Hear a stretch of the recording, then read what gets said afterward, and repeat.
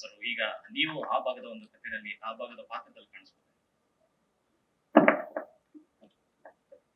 ಅದೇ ಖುಷಿ ಆಗುತ್ತೆ. ನಮ್ಮೂರ ಚಿಕ್ಕ ವಯಸ್ಸಿಂದಾನು ಬೆಟ್ಟಕ್ಕೆ ಹೋಗ್ತಾ ಇದ್ದೇನೆ. ಚಿಕ್ಕ ವಯಸ್ಸಿಂದ ಅಂದ್ರೆ ಮಗುವಿಂದಾನೇ ಹೋಗ್ತಾ ಇದ್ದೇನೆ. ನಮ್ ತಾಯಿ ತುಂಬಾ ಹೋಗ್ತಾರೆ. ಸೊ ಅಲ್ಲೇ ಹೋಗಿ ಶೂಟಿಂಗ್ ಮಾಡೋದು ಇನ್ನೂ ಒಂಥರ ಖುಷಿಯಾದ ಒಂದು ವಿಚಾರ. ಅದು ನಾವು ಶೂಟಿಂಗ್ ಮಾಡೋ ಟೈಮಲ್ಲಿ ಶಿವರಾತ್ರಿ ಇತ್ತು.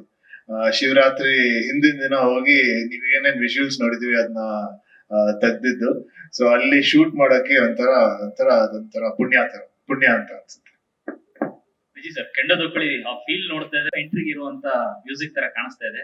ನೀವ್ ಇದೀರಾ ಅಂತ ಈ ಸಾಂಗ್ ಅಲ್ಲಿ? ಸರ್ಪ್ರೈಸ್ ಅಲ್ಲ, ಸರ್ಪ್ರೈಸ್ ಅದು. ನನಗೆ ವಿನಯ್ನ ಮತ್ತೆ ಮೋನಿಶಾನ ಯಾವಾಗ್ಲೂ ಅವರು ನನ್ನ ಒಬ್ಬ ನಿರ್ದೇಶಕರಾಗಿ ನಾನು ಅವ್ರು ತುಂಬಾ ಇಷ್ಟಪಡ್ತೀನಿ.